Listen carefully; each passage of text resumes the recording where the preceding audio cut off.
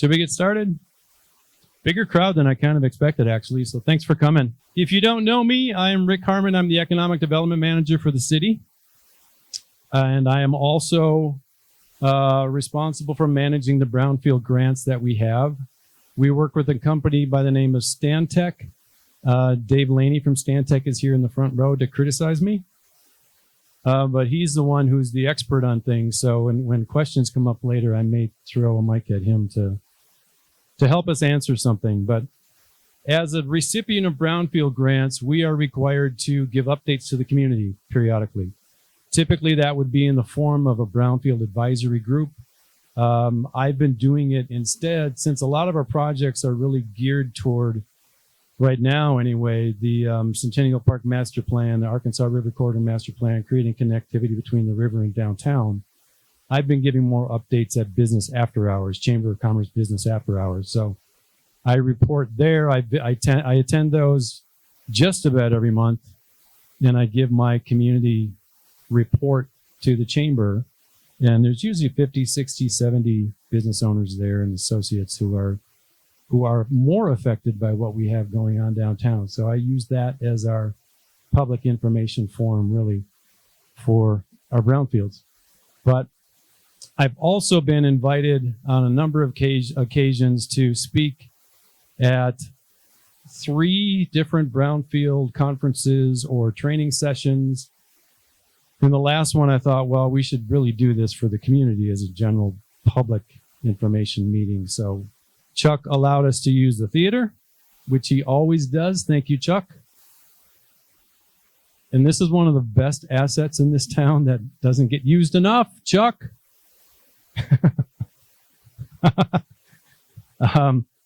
But he's been gracious enough to build a stage for us to get this place ready to go. He's got other plans for it too. So we're really looking forward to how this all materializes in the coming years. So thank you, Chuck. So Brownfield Information Forum is really about understanding what we are doing in economic development. We're going to talk a little bit about economic development in general, what it is and why we need it. And then we'll talk a little bit about growth, why we need growth, and then how the Brownfield grants help us with that. And then we'll get into some question and answers. The question and answers can be about economic development. It can be about public infrastructure. We have Leo Evans, our Public Works Director here. Ryan Stevens, our City Administrator, is here as well. Ryan LeClaire, our Small Business Liaison, is here. So we'll answer your questions and maybe head off some of the rumors that you're hearing out there. So economic development. If you talk to 10 people, if you ask 10 people, in fact, during interviews, we ask people what the definition of economic development is. But if you ask 10 people what they think economic development is, they're going to give you probably 10 different answers. Ranges everywhere from growing the community hugely to new parks to childcare. It runs the full gamut of things, but it generally is nothing more than improving our quality of life. We do it a lot through a lot of different avenues. Canyon City, I keep saying that economic development in Canyon City is everything because it really ties to everything. You're talking about social well-being. One of our biggest priorities right now is housing. Childcare is becoming a huge priority for economic development. I went to a conference, a shopping center conference in Vegas a couple of years ago. One of the most heavily attended booths was childcare companies, because a lot of communities need childcare. And then sustainability, we'll talk about growth a little bit too, but sustainability is what, quite honestly, in my opinion, we need the most. We just do not have a self-sustaining economy right now. And economic development is how we work toward that goal. So why do we need it? I'm sure you all have said this. I'm sure you all hear this. We don't want to be like Boulder. We don't want to be like Durango. We don't want to be like Grand Junction. We don't want to be like Colorado Springs. But we do need to right-size our community. And that gets to the whole point of becoming a self-sustaining community. Economic development here is understanding what our community wants and needs. All of these plans that were created years ago, all of those are leading to a lot of the efforts we're going through right now to create growth in our community, really to become self-sustaining. We use, this is what it really comes down to. We want to create the financial means in our community to take care of our aging and dilapidated infrastructure, neglected infrastructure, without, if possible, raising taxes. That is what I'm looking at in terms of self-sustainability. And then we rely a lot on grants as well. And that's not a bad thing. We won't ever stop trying to get grants. Grants are very helpful. It helps supplement our revenue. But grants come with strings attached a lot of times, or come with certain types of projects that they want you to take on, and they don't necessarily work in the timing of the infrastructure projects that you want to take on. So a lot of times we'll be in meetings and a grant will come across and you start to look at projects like, is this ready for anything? A lot of times they want shovel-ready grants or shovel-ready projects, and maybe a project's not shovel-ready. There's often a timeline required of a grant. There's unfortunately sometimes grants are put out there, and then when it comes to auditing the grant, they look at it a little differently than the people that approve the grants. So there's a lot of uncertainty that comes with grants. Come in very handy. I mean, we can't do projects without them in a lot of cases. But if we can generate more revenue in our community and be able to do some of these projects without relying as much on those grants, then we can schedule the projects better, and we have a lot more local control over our own destiny, so to speak. Again, we won't stop trying to get grants. We've received this year alone almost $3.5 million in grants. That's going to a lot of infrastructure projects and some downtown work. So we'll keep doing it. Growth is another question. Why do we need to grow? Biggest one not the biggest one, but one that I deal with a lot is our employers need to attract good employees. COVID almost destroyed the workforce. I mean, it's amazing what employers right now are going through with workforce or lack of workforce. It's all over the place. And the only way we can attract more workforce is to bring more people to the community. To attract tax-paying families to our community. Over the last decades, our demographics have changed from much more of a family-centric demography to a senior fixed-income demography. The senior fixed-income demography is very valuable to a community because they come downtown, they go to the coffee shops, they shop.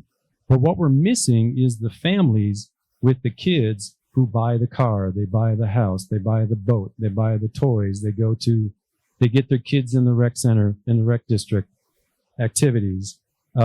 Families really drive a lot of economic growth, and our school system right now is seeing a decrease in student enrollment because we are not growing the family populations. Fixed incomes 55 and up are the fastest growing population we have in our community.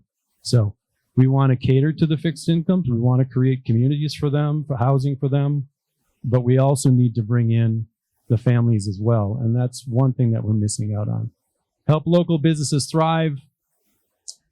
Ryan hears it all the time. Both the Ryans hear it all the time. I hear it all the time. It's really hard for our businesses to thrive, especially in down here, number 5, if our economy is driven primarily by tourism. So they thrive through a couple of months a year, and then they have to survive for the rest of the months until the next year. So helping our businesses thrive means bringing more foot traffic downtown. Create the quality of life that residents and visitors expect and want. That's kind of a moving target. But in terms of attracting people, there's a need to upgrade our community to match, I don't want to say match other communities, but there's a certain level of expectation that people, especially investors, when they come to a community, they want to see. And that is very vital to them, especially if it's a community that's really kind of a maybe community. And I'll get more into that in a little bit. Reduce reliance on tourism, I mentioned that. Then help attract the housing and commercial development we need. Growth begets growth. Catalyst projects, and we'll talk about some of them in a little bit. Catalyst projects create a lot of interest from other investors, and they begin to look at our community as well. They come to us, thankfully, us and Fremont Economic Development Corporation. We work pretty closely together, and we work to, I don't want to say we vet them, we vet the investors, but we want to attract certain types of employers. We want to attract certain types of businesses to fill out our economy as we need to fill it out. So that's what right sizing is all about. Come on.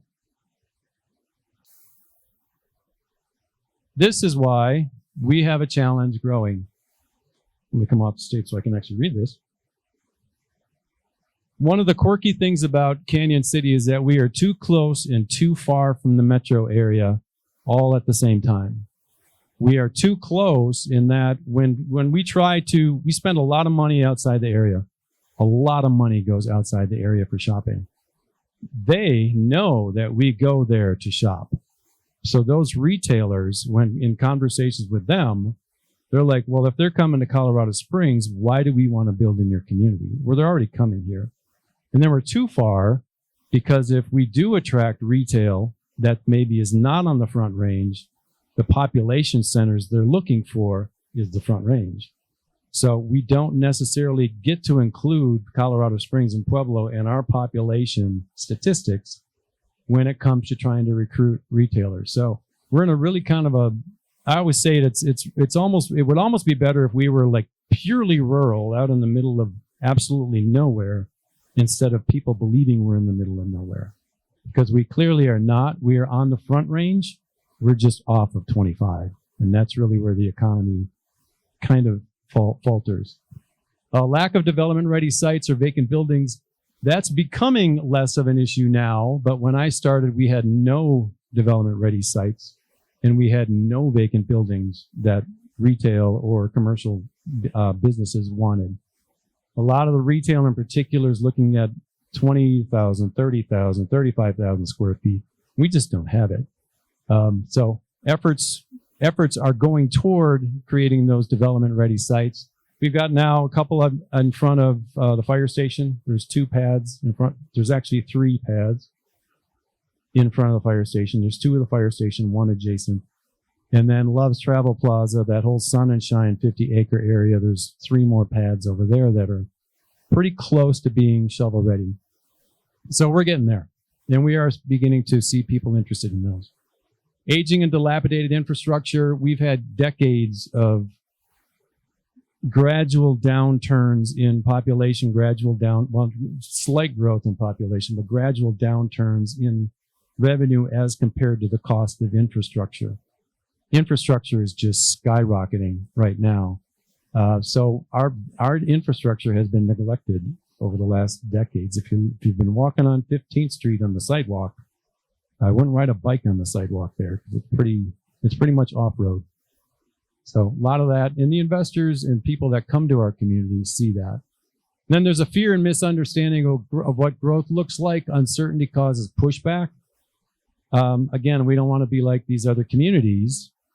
And the community has done a lot. Our community has done a lot to try to define what we want. And there are some plans that we work toward that were much more accepted by the community than some other plans. But I'll get a little bit more into this, is that we are not talking about these massive growths like Boulder. We're talking about right sizing. Then demographics don't readily show investors that projects will pencil. This I take from a conversation from a housing developer who came to town, wanted to talk to our largest employers. They already purchased land. They had a concept for a 200-unit housing development. They were starting to question whether our community was a viable community, whether the project could pencil. So they asked to meet with our largest employers, and we pulled them all together. And they decided to put their property up for sale because we don't show in the data, and this is a really weird concept, but we don't show in the data that we can support the housing, that housing need, or that the 200 units that they were building right now, or that they wanted to build. Right now, we're going through a housing market and housing demand and market analysis to actually identify the hidden demand that's out there. We all know that there's demand. We just can't find it in the data, and they can't find it in the data. So these are the challenges we have. As a little bit of background, one thing we run into also is that it's very common for when investors come here, they come here to look at the community before anybody knows they're here. They ask questions, they go to the coffee shops, they go to the restaurants, they ask questions of locals. You know, how many people do we have here? And the answer typically is Canyon City is 17,000 people. We have a trade area of about 49,000 people. It's actually higher than that right now. But the trade area, and this is all determined by your cell phones, ladies and gentlemen, when you go somewhere, they're tracking it. When you geofence Walmart, Home Depot, our largest retailers, this is the picture of where most of those customers are coming from. Pizza Madness draws an amazing number of people from outside the area. They have a bigger area than this probably. But the population that we are interested in telling developers and investors is that we are a population of about 49,000 people. The 31212 area code alone is about 30,000 people, 30,000+ people. We're kind of a hodgepodge community of a bunch of different communities. So the consistency of message is that we're about 49,000 people. That's our trade area. Brownfield grants. Let's get into that discussion because that's what this is really all about. Brownfield grant. What? Well, it'll work.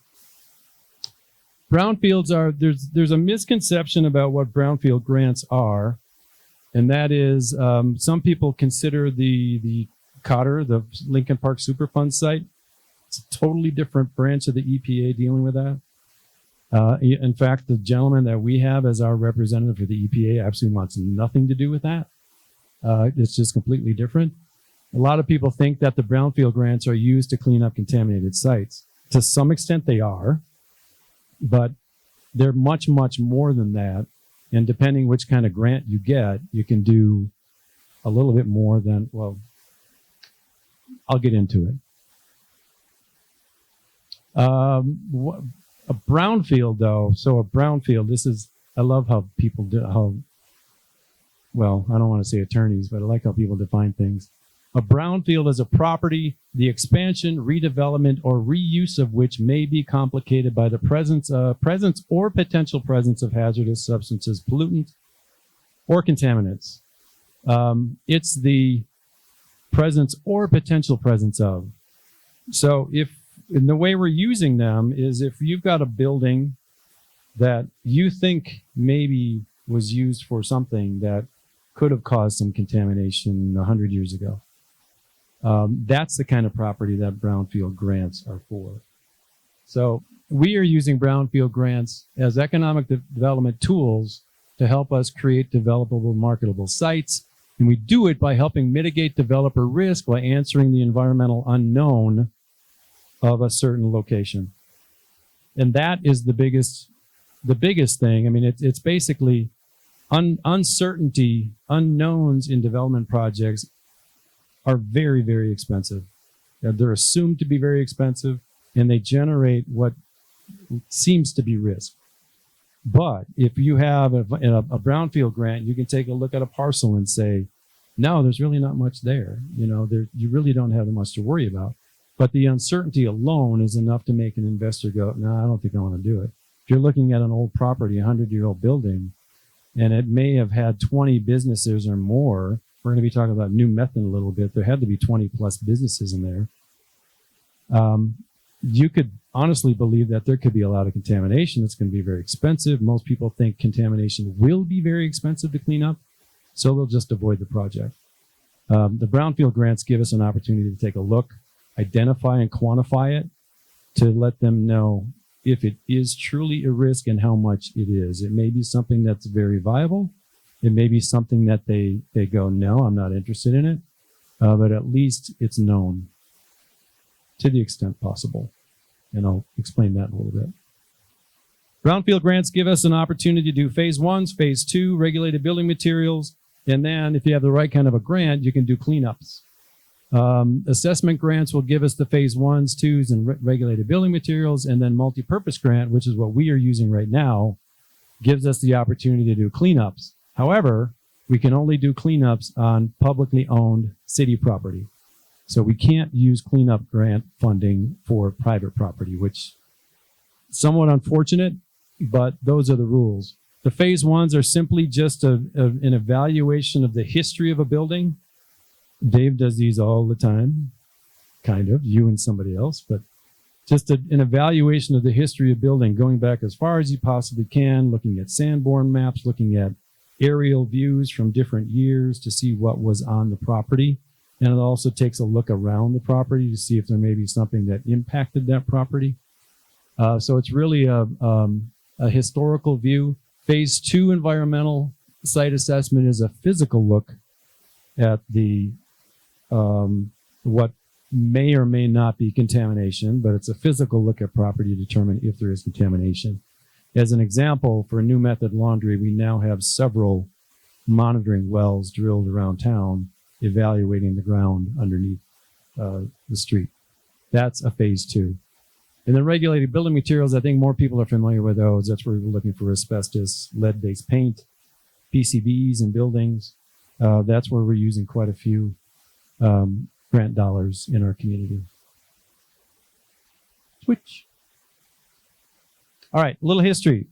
Back in 2018, Fremont County, the city of Canyon City, Florence, and Fremont Economic Development Corporation went together to apply for a Fremont County Coalition Assessment Grant. That was a $600,000 grant that assessed properties in Florence and Canyon City.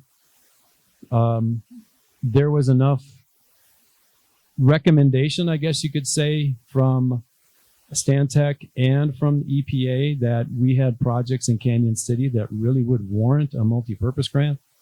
So 2019, we applied. 2020, we were awarded a multi-purpose grant. Those are very rare. There's only a few awarded a year. And I think between the Mississippi River and California, we were the only one.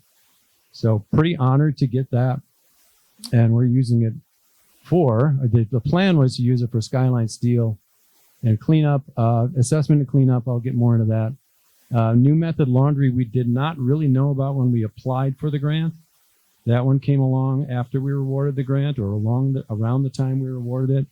So there was some special considerations there for funding.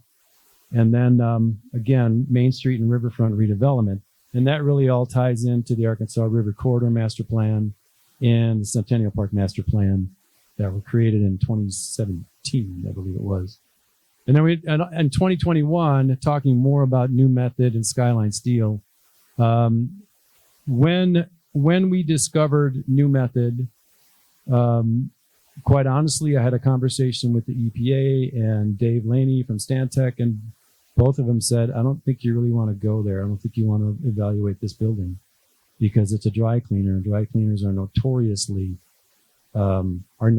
for contaminating. The practices years ago were that they would take dry cleaning chemicals and just dump them in the parking lot or dump them down the drain. And they're hazardous chemicals. So we were cautioned against that, but because of the condition of the building became much more of a public safety issue than the contamination. So we ended up taking it on, but the EPA suggested we apply for a targeted brownfield assessment grant. That's a grant that the EPA manages. So we didn't have to manage that one. We had to get them access. So EPA came into the community and said, well, we're going to do this one. Keep your multi-purpose grant for your other priorities. And we'll get more into that a little bit. Then Skyline Steel Regulated Building Materials was a CDPHE targeted brownfield assessment to assess the asbestos in the building. And that has now been remediated and the buildings have been demolished.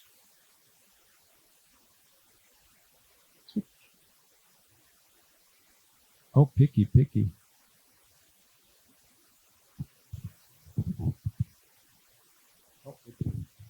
All right, so this is our Brownfield grant. Gives you an idea of what the goals were and where we are right now. It's a 60-month grant. It's a 5-year grant. The assessment grants, I believe, are 2 years, right? Is that correct? So we have 5 years to spend $800,000. 3 years? Okay, it took us 2 to, all right. the projection was we'd do 12 phase ones, 6 phase twos, 8 regulated building materials, and then 1 property cleanup. We're at 7 phase ones, 1 phase two, and then we've done 5 basically asbestos surveys and 2 cleanups. The cleanups were the skyline steel asbestos, and sometimes things come along that you don't expect. There was a house that burned down on 311th North 4th Street. It was completely destroyed. Fire department put the fire out, but the entire side, all of the siding around it was asbestos. Couldn't just demolish the building. It had to be managed as contamination. So we used the multi-purpose grant to take the building down as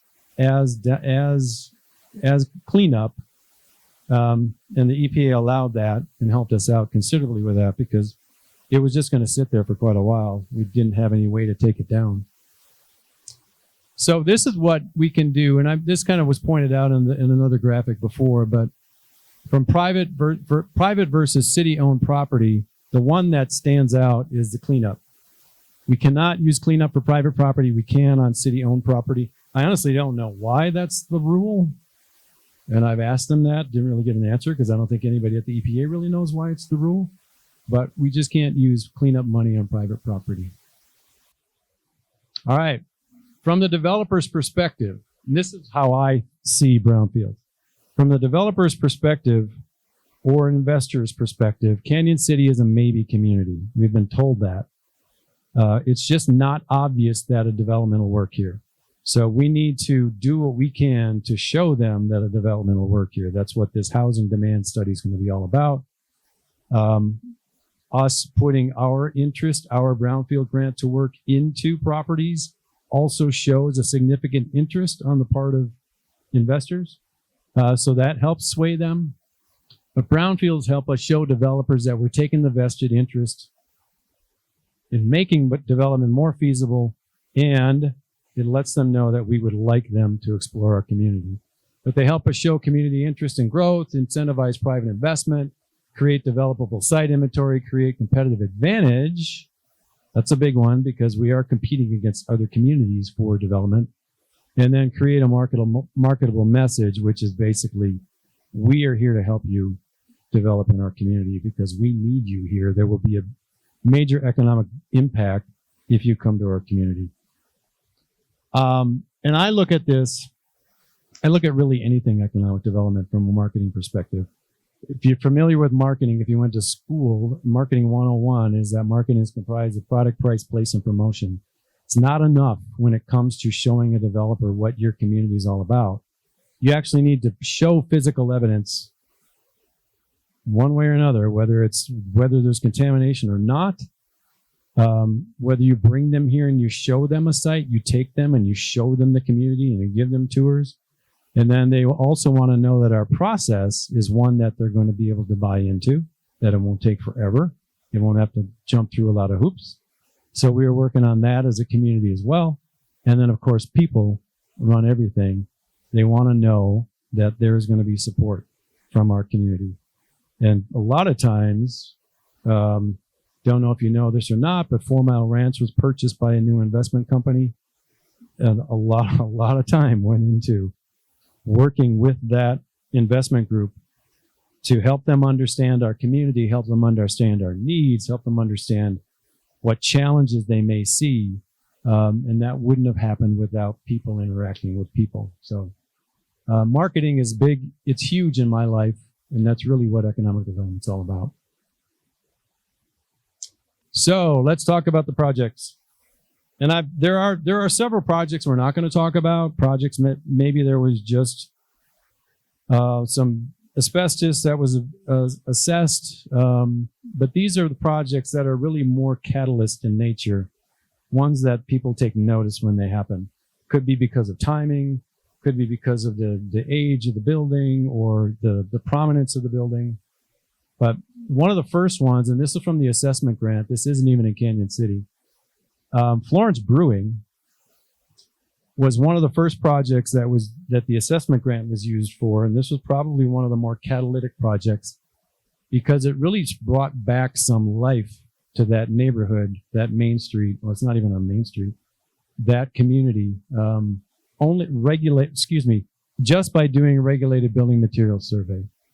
Now, the owner of that building, one of the owners of that building, now owns 2 buildings downtown, and he's also the head of the investment company that bought 4 Mile Ranch. That project wasn't his first purchase in the community, but it was one that really made him realize that this is a community, and when I say community, I mean Florence and Canyon City, that they could really buy into, and they could see themselves actually moving here one day once they get their kids all situated and stuff like that. But I don't know if they will. I'm just going to try to make them do that. So that created a new obviously a brewery. Hans went in there with Florence Brewing, created additional restaurant on the backside now, and then it converted 18 hotel rooms into 9 apartments. Those are the types of projects that investors think about and see, because this is the kind of thing that communities all over the place are looking for. They want to be able to convert buildings into residences because housing is such a massive problem. This is probably the one that the EPA took the most interest in. Everybody here knows this. This is the Abbey. The Abbey is a very rare infill type of a project. Very rare. In other words, it's very difficult to find 179 acres or 87 acres inside of a community surrounded by residential, almost entirely surrounded by residential. This was a really phase 1, phase 2 project when a new buyer came in and was interested in buying the property. And they're still in the process of this acquisition, but the EPA took an interest in it and recommended, I believe, the EPA recommended that we get a technical assistance grant, a design grant, to take a look at that and see how it could be used. And this is when I came along in the world of economic development. It was right at the beginning of my career here. So we put together, I just kind of watched. They put together a stakeholder group of about 20 plus people or so, that included businesses, neighboring residents in the neighborhoods around it, rec district. And we all came together to take a look at this property. And they brought a consultant in, take a look at the property and determine, based on the community's desires, the plans we have. We're working on multimodal plans right now. That was something that was discussed back then with this project.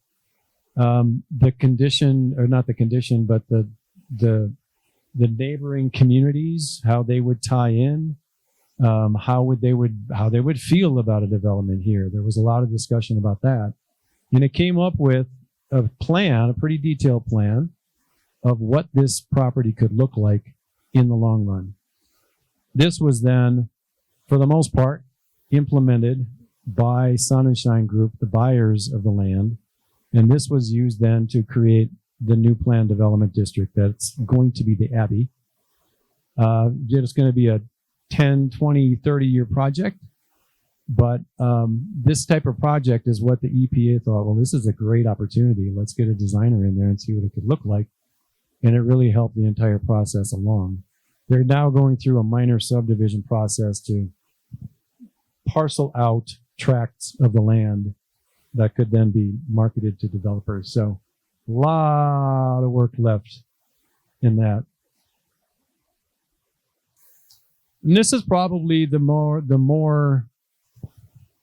this is probably the biggest catalyst project right now in our community. There's others that didn't use Brownfield grants, but like the Fremont County National Bank building, that was another one, a TZAC heavy equipment purchase.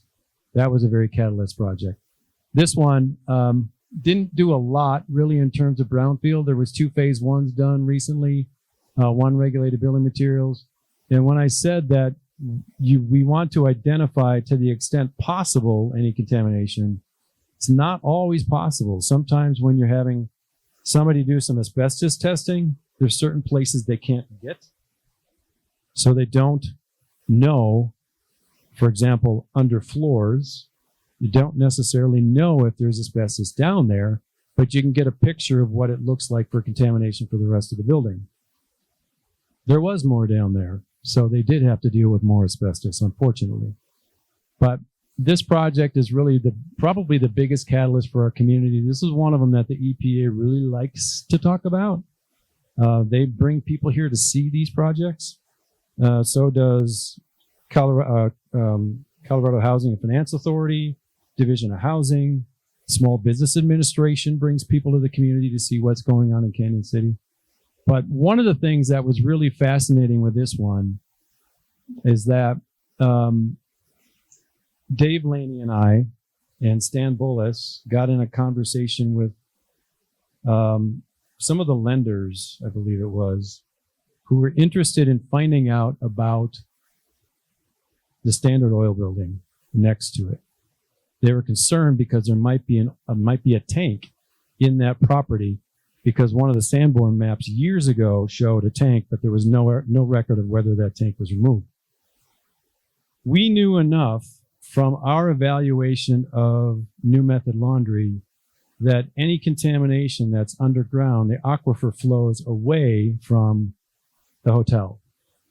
It flows really toward the other end of Main Street.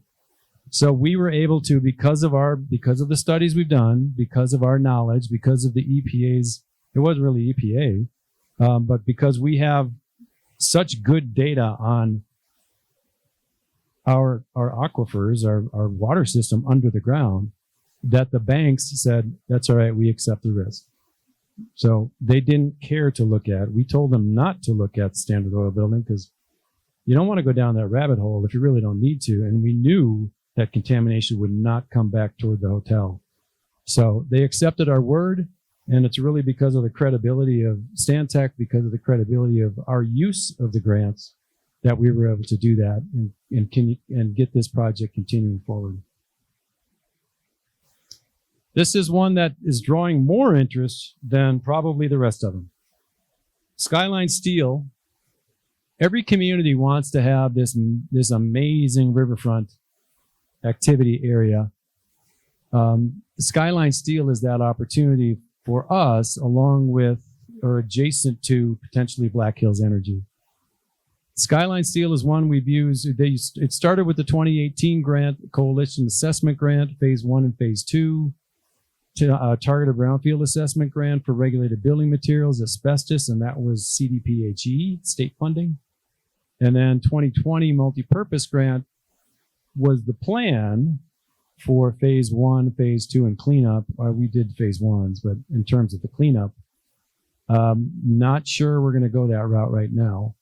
But this one is, as I'm sure you've all seen, it has major plans. And again, we're looking at the Centennial Park Master Plan, Arkansas River Corridor Master Plan, and that's what is conceptualized in those plans. The project right now is going through, we need to characterize the contamination right about in that area. We cannot really do much of anything without putting Water Street in. And we are still in negotiations with Acorn Petroleum. We've offered them a land swap, offered them financial assistance to help move. We're still in those negotiations. Acorn Petroleum is being asked in Colorado Springs to move as well, and potentially in Leadville as well. So it kind of complicates our situation here. But long term, we're getting a lot of interest in this property. We've talked to probably 3 or 4 developers who want this, plus a number of local investors who want this property. So the plan will be eventually, we will get the site characterized in terms of contamination, probably end up using CDPHE targeted brownfield money for that, probably use CDPHE cleanup money for that. And then once we work through the Acorn Petroleum negotiations, we will be able to market that parcel then for development. But we also have to put in Water Street. Everything is moving along. It never goes as quickly as you'd like it to. But once that is there, once we know what the future looks like there, then the ice house owners will begin to take a look at that as well.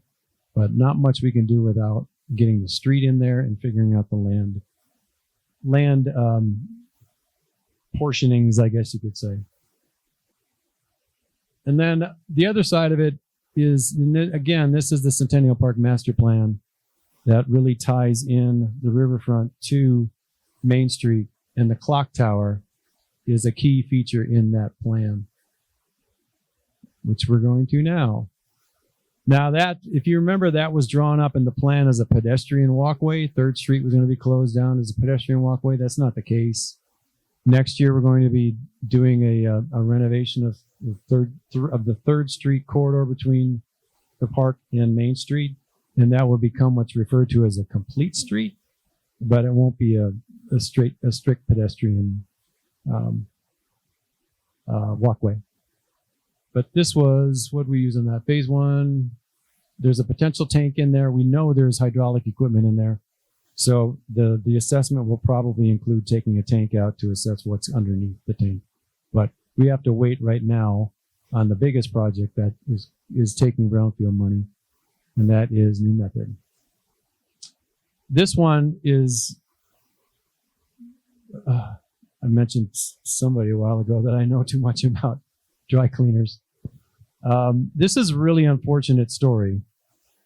Back in 2020, during COVID, the business owner shut the business down. He put it for sale, wanted to sell it. I was interested in taking a look at it. At the time, we had a small business manager named Tom. He and I wanted to take a look at it. We hadn't looked at it yet. The 2 neighboring property owners contacted the city and asked us to take a look at it because it's structurally a concern to them. They were concerned if the building came down, their shared walls would come down with it.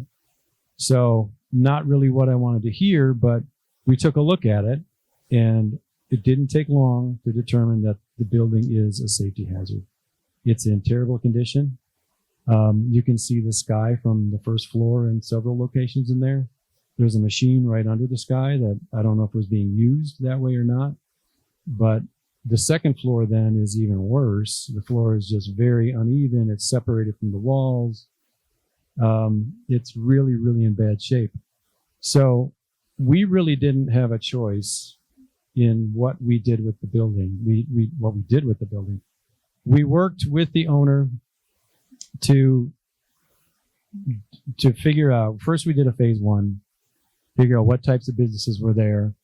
Phase 1 revealed that some of the contaminating, the chemicals were still in the building, in containers. That led to an immediate phase 2. Again, this was the EPA managing a targeted brownfield grant. This wasn't our contract, our multi-purpose grant. So we began evaluating the contamination to see where it went. We did 2 phase 2s. Every phase 2 comes with sampling. And then at CDPHE's request, we did a 3rd sampling during high water to see what the effect was of high water pushing the contamination back in toward the building. It turned out that it was not significantly pushing back toward the building, and that the contamination we have underneath the ground is very minimal. It's below federal standards. So CDPHE was fine with that. But in order to assess the risk, in order to remove a safety hazard for people and businesses, and because the owner had no resources or insurance and he was ill, we opted to buy the property and take the responsibility. Technically speaking, when a dry cleaner becomes this well known by CDPHE, it becomes what's called a RCRA order. And that becomes a legal battle between CDPHE and the property owner to get it cleaned up. We negotiated with CDPHE. It's like the owner has no resources. The owner isn't capable of doing this. We have to take the building down. It's a safety hazard. So we will accept the responsibility for cleaning it up, but we don't want to be held liable for it. And we don't want the neighboring businesses to be held liable for any contamination that might be near their businesses. CDPHE agreed to all of that. We had to create a corrective action plan, which was approved by CDPHE very quickly. We have a good environmental attorney. That's what I was told by CDPHE. But the plan now is to structurally assess. We had one structural assessment done of the building already. It was a very cursory review. We are now going to hire a structural engineering firm to assess the building, do an analysis and design of how we would demolish the building. We have to design the demolition because the neighboring walls are very weak and need to be supported before you can take any of the building down. If you take the first floor down, any renovation to the building would have required to take the entire second floor down, and probably the back wall would have fallen down, and it would have left the front facade and the two side walls. There's no way of knowing if you take that middle floor down, whether those walls would collapse. So we need to get a structural engineer in there, take a look at it, take into consideration the shared walls, considering the neighboring business operations. There's operations that happen outside at a neighboring business. And if you just take the building down, all of those women working out back there are now just completely exposed to whoever's hanging out in the alley. So we need to do that assessment, and then we will get to the demolition as what's referred to as investigative derived waste. If we consider demolition investigative derived waste, it will be paid for by the Brownfield grant. Then we get to the cleanup. We take the building down, then we do another assessment to determine where the source of the contamination is and what we have to do to that. Then we can do the full cleanup, and then we'll pave it to the parking lot that everybody needs, but nobody seems to want right there because there's a building there. So the plan of ultimately would be about 40, probably not 44 spaces, 40 spaces or so. That will take some of our parking problem on at least the west side of Main Street once we can take care of all of that. This is a very long process that's involved a number of attorney conversations, a number of conversations with the EPA and CDPHE. We purchased the property at the cost at the back taxes that the owner owed to the city. We also purchased the parking lot in the back at his asking price. So we did what we could to help the owner out of a very, very, very bad situation for him because we have to take care of a public hazard. So that's our plan for New Method Laundry. And we have to do some asbestos abatement first, and we're going to be awarding a contract pretty soon to take care of that.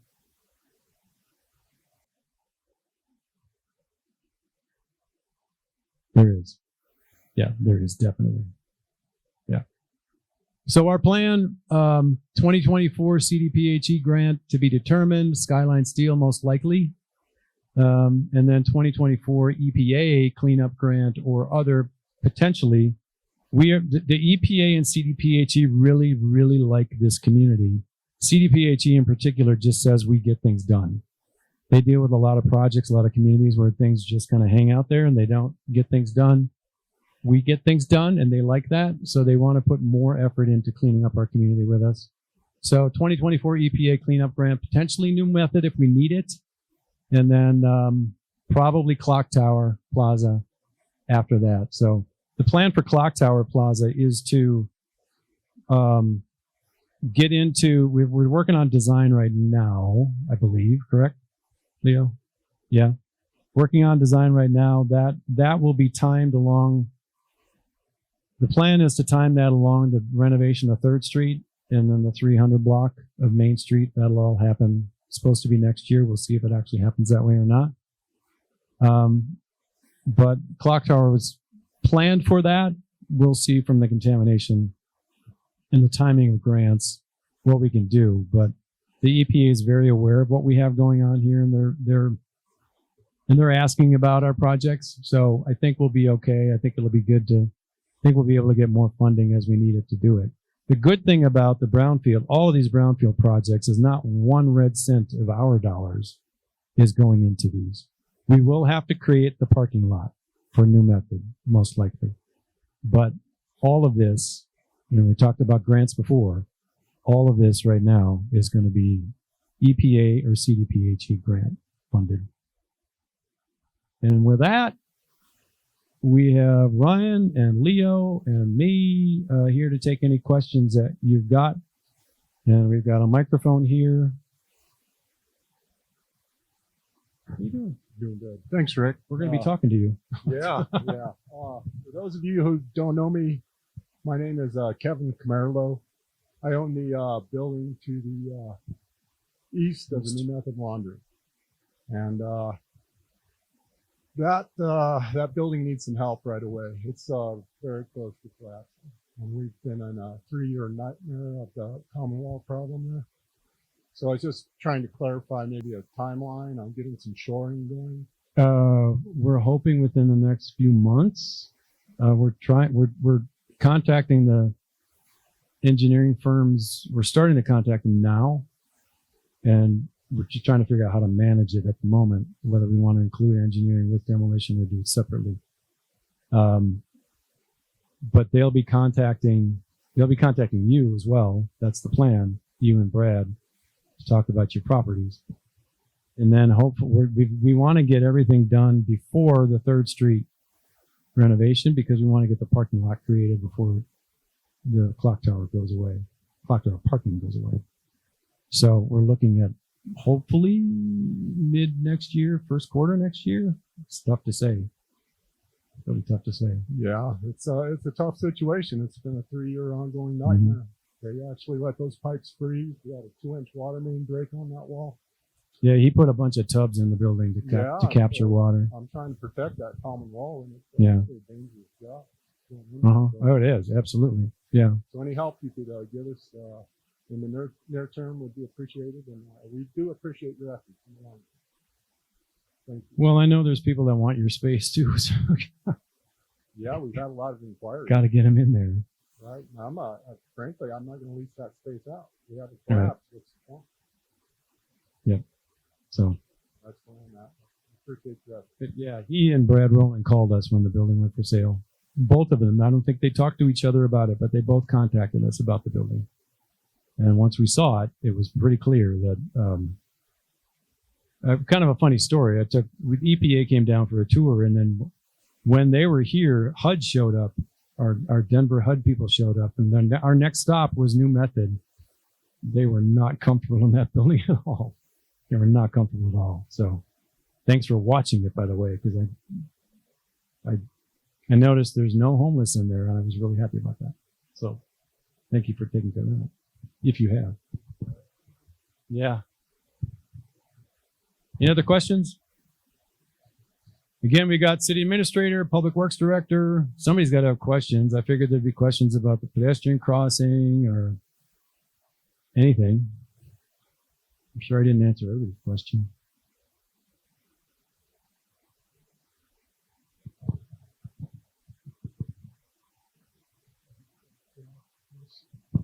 Is there any work being done to bring them back? No, I'm sure that's not going to happen, but to revitalize the program that we're going here before they move? Yeah, it wouldn't be in the same space, but FEDC and Rob and I are talking about, we've talked a number of times about space at the Abbey. We've talked to the EDA, Economic Development Administration, about whether they would be interested in funding a new tech incubator in town. So, I mean, the emerging campus in Florence is out of space. Second 61 is taking space in Trinidad. The emerging campus is expanding into Trinidad because we just don't have space. The EDA is interested in it. We just need to keep working on the concept and find the tenants for it, because the EDA wants to know job impact, and then they want to know that there's going to be one business, I guess you could say benefactor, who's going to be in there that's going to benefit the most from it. So we're working on it, yeah, but it's going to be a while. Ryan mentioned one, I think it was at the Urban Renewal meeting. You guys are working on a crypto concern. Would that be a crypto? Cybersecurity. Yeah, I'll give you information on that. There's a cybersecurity company that's interested in developing a 50-seat operations center in Canyon City. They contacted me because they're interested in Opportunity Zone. We've been talking for 6 months probably now about this project. They're interested in building 5,000 square feet for them, possibly another 5,000 square feet above it for additional office space. And I may be talking about that, TechStart for that. They have met TechStart people. They're very, very serious about this. They're the ones calling us now to find out where we are on our proposals. But we're putting together two to three real estate proposals. I'll put it in quotes because it's going to be a very rough estimate proposal of 3 sites, possibly 3 sites out by 4 Mile Ranch out there. That's where he's interested in being. So there might be one site on the next to Love's Travel Plaza. There's one site out there that has a power line going through it that bifurcates the property. That may be one of them that's proposed, and then the owners of 4 Mile Ranch are looking at a couple of parcels that could be proposed, and we just met as a development review team yesterday, about that project to determine which sites would have the least complication in terms of infrastructure to make happen. But yeah, they're looking very seriously at the community, and that would be great. I mean, they'd be a great fit for Second 61, a great fit for TechStart. Ironically, the owner and Brad Rowland know similar people, so it was like when I introduced the two, it was like, oh, you guys know each other. Great, I'll just step out of the conversation, kind of thing. So he's very into the idea of being here. Rich?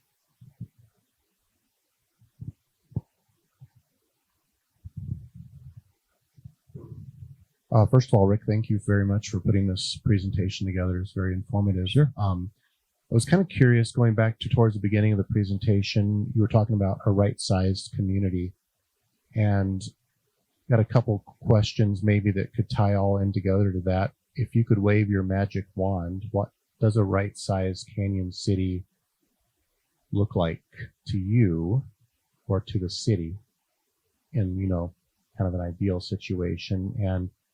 And you had mentioned the service area of 49,000 people around that. How does that kind of tie in? I know there's been other meetings regarding the service of the retail coach, and how does that kind of all tie into efforts to kind of overcome some of the demographic challenges that we have here? And are there additional things that we can do with our various organizations to help that out? Yeah, right sizing to me right now is not. It's really trying to manage. I don't think there's a number. If you look at all that we're paying in infrastructure, the cost of roads and all that kind of stuff, we don't necessarily need 20,000 people to make that happen. It's really more a matter of taking a look at plans that have been created in the past, who's interested in coming here, but really and this ties into the retail coach. The retail coach is a retail recruitment company that we use to go find businesses, retail businesses primarily, that were identified as matches for our community. So that's part of the right sizing. We have data that shows what people are leaving the community to buy.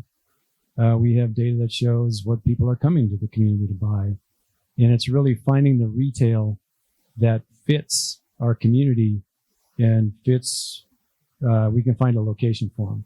The retail recruitment efforts we have are really, they're amazing actually, because the recruitment company knows a lot, they know a lot of the retailers, they know a lot of the developers, and they can talk on a much more private, friend-to-friend basis, I guess you could say, about Canyon City. But the idea of right sizing is to find what we need here and then bring it here. But there's the first response to your second question was chicken and an egg. We struggle that the maybe community concept.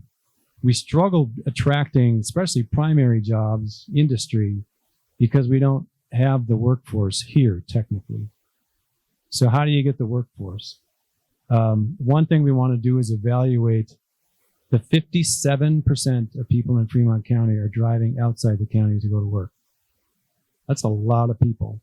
So we want to evaluate what they do, kind of like looking for that hidden housing demand. let's find the hidden workforce that's out there too. What are they doing when they're driving to Colorado Springs and Denver? We have people going to Denver every day. What are they doing, and what does that mean for industry that we could attract here? I think in terms of what other organizations, people in general could do is we need to have a consistent message. We need to have a consistent message about what we're looking for. When I hear it all the time, investors come to town and they talk to somebody and said, we don't want you here. We don't want growth because we don't want to be like Boulder, or we don't want to be like what we think is happening in Salida, which appears to be uncontrolled growth. They're getting growth. It appears like they're getting growth for the sake of growth. I'm sure they're not. I'm sure that's people interested in coming to the community. But we have a little bit of a different challenge is we need to attract the people, whereas people are just going to Salida. So I think that a uniform, a consistent message would be great. Information, we have all of this information on the demographics or the cell phone, retail demographics, that kind of thing. We have all of that information I can share with anybody and everybody. And we're getting some updates to that. I think the more we can all be on the same page would be great. There was one study done, I think it was a Main Street plan or a downtown plan 12 years ago, 18 years, I don't remember when it was. But you really had the sense that all of those people that came together for that meeting, nobody agreed on what they ended up with. And that's going to kill development. It really will. So I think right sizing is an important message because we're not trying to be like any other community. We're trying to be our best Canyon City. And that includes Florence. Economic development's regional. It's not strictly local. So we're trying to be the best community we can be, the right size for us. We've got a heavy prison population, a heavy prison community. And that's part of our community. That's part of one of our strengths. I think if we work toward industry that matches the skill sets we have here, that'll be great. And then really attract the retail that we're just really itching for around here. So I think it starts there. But really, gas stations and tire shops. We're getting gas stations and tire shops all over the place. And I hate to say it, but there's another one coming. But there's one. Yeah. Yep. That's exactly right. Yeah. Automotive. There's another one coming, but we may have held off on a second one because of our efforts to attract the kind of business we want to attract. So, long answer, I guess. Well, that's kind of what I was looking for. It's an interesting scenario, and we definitely, having our office downtown, we get it daily, whether it's a visitor coming in and commenting on what an amazing community that they perceive that we have and wanting to know more about it, whether they want to consider moving here or living here. We're attracting a lot of attention from people along the Front Range that are tired of congestion. There's just a lot of interest, and it feels like there's a lot of momentum about ready to happen. But again, like you said, I want to make sure that I love the word right size, and I want to make sure we do it in the best way we can for Canyon City. And we're definitely ready to help with that. But thank you for your answers. Sure. Thank you. Anybody else? George. Primary jobs are so hard to bring. Been dealing with that since 2013 personally with different boards and such. And it doesn't seem like the companies that would bring the primary jobs are interested in here for various reasons. Mainly population density, I would think would be the first one. What if we're just a bedroom community and we service the larger communities outside on the Front Range for the jobs, but we bring in the infrastructure for goods and services to support the residents of the community. So you're not a primary job source. Not yet. Well, I'm just saying that's. Yeah, well, you're right. Yeah, you're right. Right now, we're not. One of the interesting things about TechStart is that, especially the emerging campus, you may know that we've had 2 startup weeks here in the last 2 years. That came out of Joe Toscano, actually, who was on the Social Dilemma, purchased a house in town. He introduced us to an entrepreneur in Colorado Springs who was interested in creating a startup week. And those people came down here. There was about 7 people that came down here and were just blown away by what they found here. It's like this little hidden secret. And I was part of it too, created Startup Week and brought more people down here. But the nice thing about technology, is that, especially you think about Barn Owl, that's a manufacturing company. We have soap manufacturing here. We do have primary jobs here. We just need to be able to bring in more, but the tech side of things really opens eyes of primary industry because they're very tech related as well. So I think it's a matter of time before we start to attract them. Again, we don't have the real estate for them. The thing with primary jobs is you're dealing with site selectors for the most part. And if you're not ready to answer their questions, they're not even going to look at you. The whole purpose for site selectors is to eliminate parcels that are communities that aren't ready for development. So if we can create the infrastructure to do that, then we should be able to start to create more primary jobs. The other side of it too, and this comes from more of my background in the Midwest, supply chain here is really compact. If you want to be involved with manufacturing, you better be north of Denver, or you're not going to be, it's almost like you're not going to succeed. Back in Wisconsin, you could have a supply chain we were driving product 3 hours every day, to our OEMs. It doesn't happen here. So there's no reason that we as a community can't be part of a supply chain of Colorado Springs and Denver. It just doesn't happen in this state that way yet. There are more people now involved in Colorado Springs on the state level who are from the Midwest also, and they realize that this is happening because our manufacturers in the state are struggling as well because they have supply chain problems. They're trying to keep it hyper local, and it just doesn't work that way. So over time, I don't think we're going to attract a lot of primary industry quickly, but I think there's a lot of work to do for that. But over time, I think it can happen. I think some of this, George, goes back to your previous question about TechStart and what the city's doing from that standpoint. We've seen a lot of momentum from TechStart. The city's investing in broadband. We're bringing visionary broadband in to build out a network within the city to provide competition on the broadband side, but physical redundancy to the broadband network. So multiple avenues for that broadband coming into the community. So if the line's cut, there's a redundant source. I think bringing the cybersecurity company, if we can land that cybersecurity company, getting that type of momentum certainly helps because of COVID and this draw for wanting to be a location neutral professional. A lot of these types of jobs, you don't have to bring Google here to have people that work for Google in the community. And we're seeing a lot more of that type of activity coming here. And that goes back to when I was doing economic development and working with Brad. And that was one of our goals, is try to get these folks that have 6-figure jobs that don't need to be tied to an office in Silicon Valley actually coming to Canyon City and living here. And I think Joe Toscano is a great example of how that can actually work. And we've seen it be successful throughout TechStart. And I think the momentum for that is just continuing to grow. There's a lot of, the national director of the Small Business Administration came to our community to see what was going on at TechStart. They are Ryan, a couple of years ago, I think was in Vegas or Arizona or something. He made a comment about, I think you overheard somebody talking about this tech incubator or something like that in the middle of rural Colorado.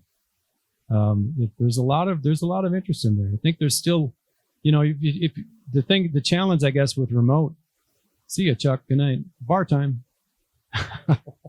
The challenge with remote location neutral employees is that a lot of these people come here and they have a lot of ideas. And one guy he's already produced 3 different companies, made 3 different types of products. And now I think he's making shoes, funk shoes, So there's opportunity that comes out of the tech sector in the way of product as well. There's an international, well, she's not really international. There's an investor who created an international fund who was creating a fund to support regenerative agriculture, and barn owls on her list of investments.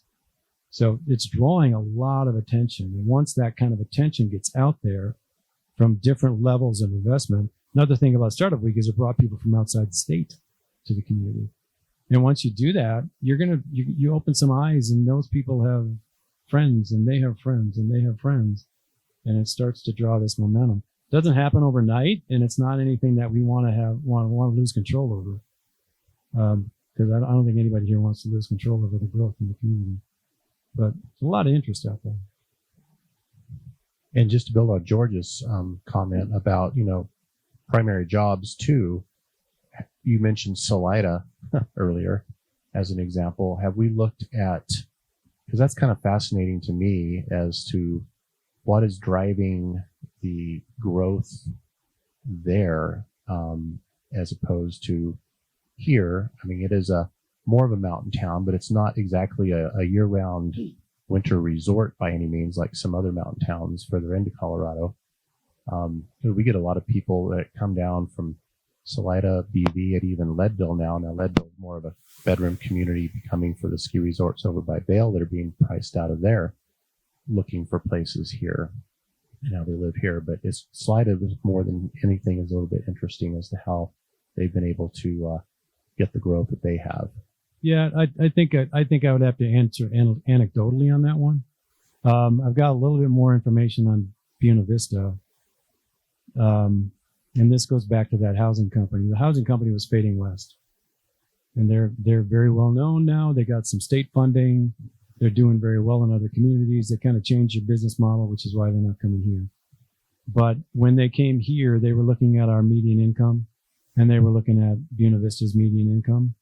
They saw that they weren't marginally different. They weren't terribly different. But BV can sell their houses for $600,000, and their house wouldn't sell here for $340,000. And that tells me that it's not incomes that are driving that market. It's asset value that's driving that market. So they're getting more of a direct line to Colorado Springs and Denver than we are. Maybe not Colorado Springs, but and they're more of a mountain town. And I think there's a little bit of more of a cultural something about Salida and BV that we're a little different than they are. People say we're quirky. Maybe it's our quirk. I don't know. But they are dealing with much higher asset value, I think, in general than we are. But one real estate agent in town mentioned to me, I asked her how many people are coming from outside the area. She said 75% of those people that are looking at her properties are coming from the Colorado Springs area, and they're bringing asset value. So it might be a matter of time before that changes here. I don't want to see our property values skyrocket that way because it won't help right now. Our local community can't afford those prices, like they can't either in Salida.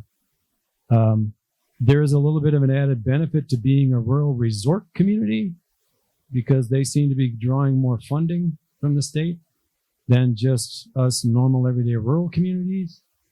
But I don't think we want to necessarily be like that. That's not our vision of what Canyon City should be or how we grow. Because that really puts a huge burden on infrastructure. And, if we can do it more organically, bring in what we as a community need, start to make people realize that this is it's not a Salida. It's not a Boulder, certainly not a Boulder. It took us 50 years to get to be like Boulder and a university. But if we can do it in a manner that serves our people first and then grow from there, then I think we'll be far, far better off. Honestly, on the housing side, something's got to change in that home market, because there used to be a time when there was a housing inventory, excess housing, and that kept prices down. Now, I don't know if it's banks, I don't know if it's developers, I don't know who it is, but now they're just like building to need, and that's it. And that's never going to bring the price of houses down. The more we can do to keep, I don't want to say control our growth, because I don't want to sound like I'm wielding some axe over developers or anything like that. But, we want to bring them here, but we want to bring in the right kind of development. And hopefully we can grow in a manner that helps us all better sooner. I guess that's kind of the way I look at right sizing. But yeah, asset values out there, I think, is huge. It is. Yeah, we are known as a bedroom community, and we're starting to attract asset value. We've had some come to town and they've left again, but we're starting to attract asset value. We don't have the stock right now to do it, the housing stock right now to do it. And that's kind of the housing demand that we need to show that exists, that we know exists, but we can't show it in the data in order to create some of the housing. Unfortunately, in order to create the affordable housing we need, we'll call it attainable housing, we probably also need to bring in somebody who's going to develop some higher end housing so they can turn more of a profit. That's been discussed in a number of cases about development projects.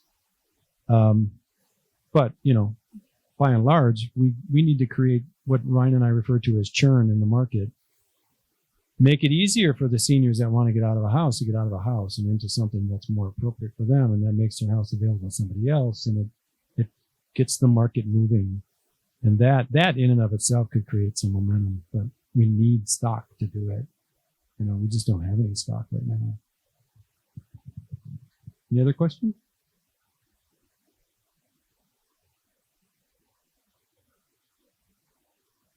Really? You guys are really gentle tonight. I'll hear about it on social media, I'm sure. No questions for the Public Works Director? Come on, he's here. He showed up. He's got kids at home and he left them at home. All right, well, thank you for coming. I appreciate it. There's a lot going on. Feel free. I have business cards with me. You just, if you want to go onto the city's website, look up economic development, you'll find me. I'm happy to talk to anybody about anything.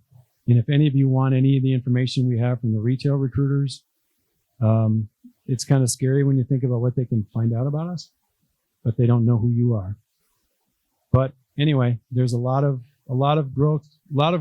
growth coming that I think we need. It's just not coming. When I moved here, people were telling me, I feel like we're right on the verge. I feel like we're still right on the verge, I think there's a little more momentum right now. But again, the big comment in this slideshow is that we're a maybe community right now, and that's all. And it's really hard for investors to say, yep, this is where I want to go, because it's not obvious. So one project after another, and then we'll start to fill out the community as we need to. But thank you for coming. Appreciate it.